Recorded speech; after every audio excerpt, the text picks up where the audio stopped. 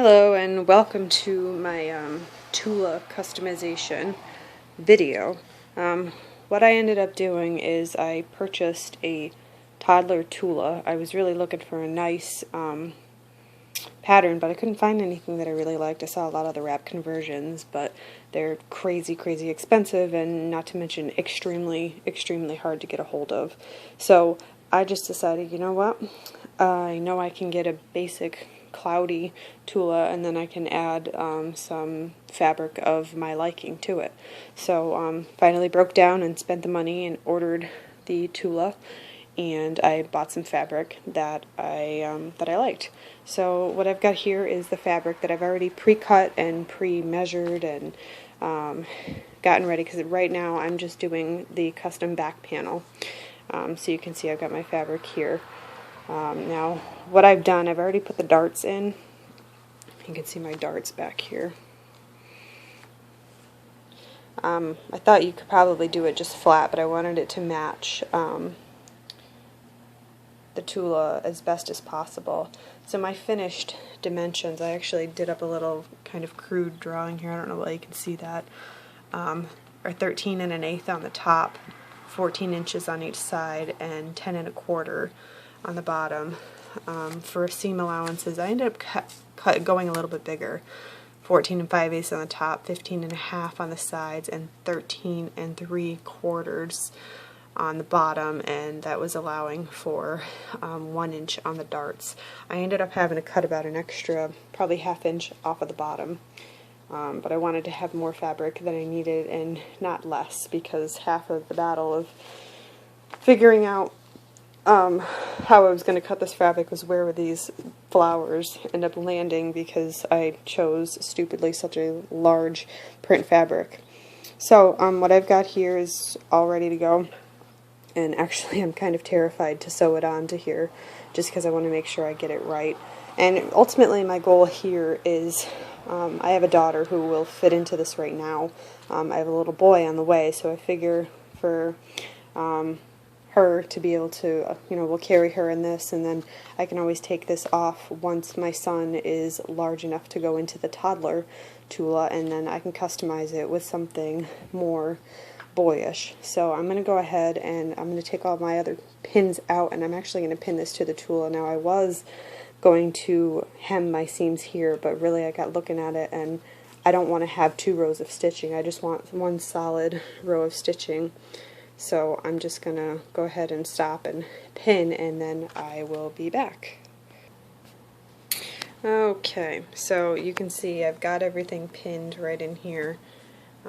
Everything's ready to go, and of course I'm getting down to where my darts are at, and I'm like, wait a minute, something's not right. Just realized my darts are not in the right place. So now I kind of got to decide, alright, do I just leave them and see how it turns out, or do I go back and re-sew them? I'm kind of in favor of leaving them where they're at this point. But I mean, they're offset by probably about an inch, 1/2 inch a piece. I don't know, I'll pin it and we'll see where we get.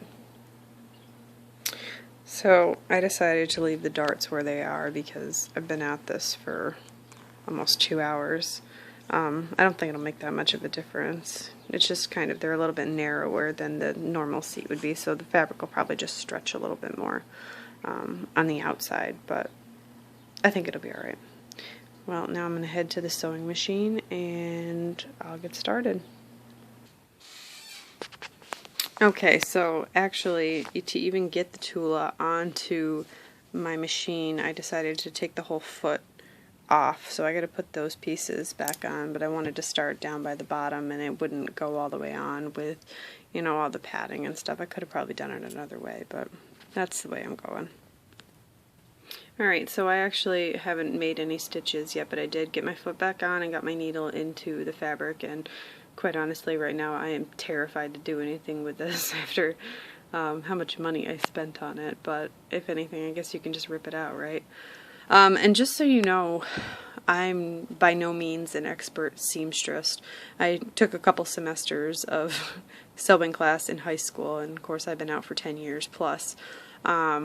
But I mean, I can hem stuff, do curtains, simple stuff. I've made a few things in the meantime, but it's just nice to have some sewing skills so I can fix things, mend things.